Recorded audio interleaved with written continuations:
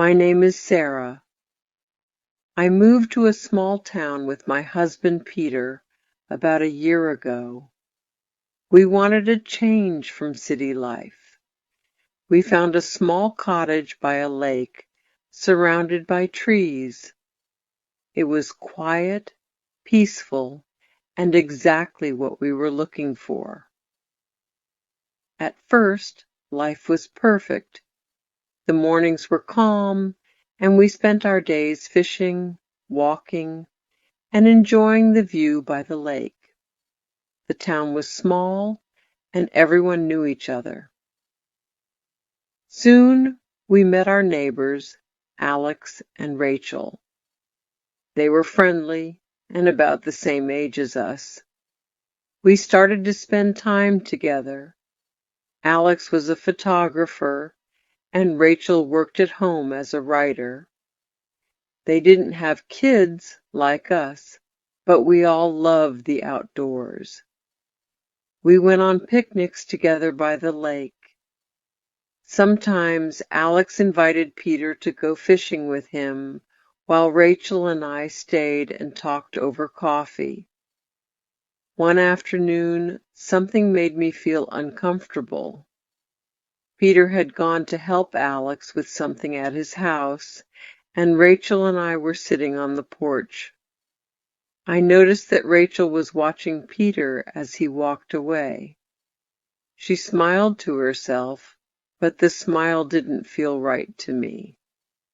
At first I thought I was overthinking things. Rachel and Peter were just friends. But then things started to happen more often. Whenever Peter wasn't busy, Rachel would ask him for help with things around her house. She needed help fixing a fence or organizing her garden. Peter was always kind and said yes, but it seemed like Rachel was asking for his help more than she needed. One evening I went to their house to invite them for dinner. When Rachel opened the door, she looked surprised to see me. Peter was there, but he wasn't in the living room. I heard his voice from the back of the house, talking to Rachel. It didn't sound normal.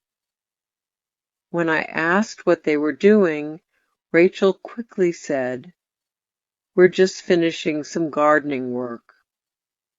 But I could tell she was hiding something. As time went on, I started noticing more things. Every time Peter and Rachel talked, she leaned too close to him or laughed too much. She also started wearing different clothes when we were together, clothes that were a little too fancy for just hanging out. I told myself I was just imagining things, but I still felt uneasy. One night, Peter came home later than usual. I asked him why he was late, and he said he was helping Rachel with something at her house. I didn't say anything, but inside I was upset. Why was he spending so much time with her? Why didn't he tell me he was going to be late? The next day, I decided to talk to Peter. After dinner, I told him that I didn't feel comfortable with how much time he was spending with Rachel. I told him I didn't like how close she was getting to him. Peter looked surprised.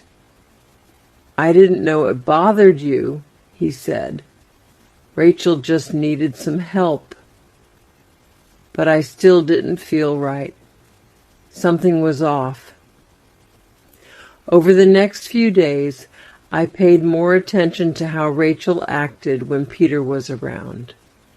Every time we were together, she would find an excuse to touch his arm or laugh at his jokes in a way that felt too personal. I didn't know what to do. One day, while walking by the lake, I saw Peter and Rachel talking. They were standing too close. Rachel was leaning in, and Peter had his hand on her shoulder. When they saw me, they quickly pulled away, but I saw the look in their eyes. I knew something had changed between them. That evening when Peter came home, I told him I needed him to stop spending so much time with Rachel. I said I didn't feel comfortable with how she was acting, and that it was making me lose trust in him. Peter was quiet for a moment. "I'm sorry, Sarah," he said. "I didn't mean to make you feel this way. I'll make sure it doesn't happen again." From then on, Peter spent less time with Rachel. He only helped her when it was really needed, and he made sure I knew about it. Rachel didn't ask for his help as much. And after a few weeks, she stopped asking altogether. Things seemed to go back to normal, but even though things were better, I couldn't shake the feeling that something was wrong. I still worried about Rachel.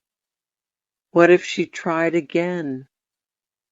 What if I couldn't trust Peter completely? One day Rachel came over to our house with a basket of fruit. She smiled at me and said, "I hope we're still friends." I smiled back, but I didn't say much. I didn't trust her, and I knew I probably never would. As time went by, Peter and I grew closer again. We spent more time together, and I realized that our relationship was strong. I started to trust him again. I had to let go of my doubts and trust that we could move past this. One afternoon, Peter and I were sitting on the porch, watching the sunset. I turned to him and said, "I'm sorry for doubting you." Peter smiled and kissed me on the forehead. "I'll always be here for you, Sarah." In that moment, I knew the most important thing in any relationship is trust. Even when things feel hard, if you trust each other, you can get through anything.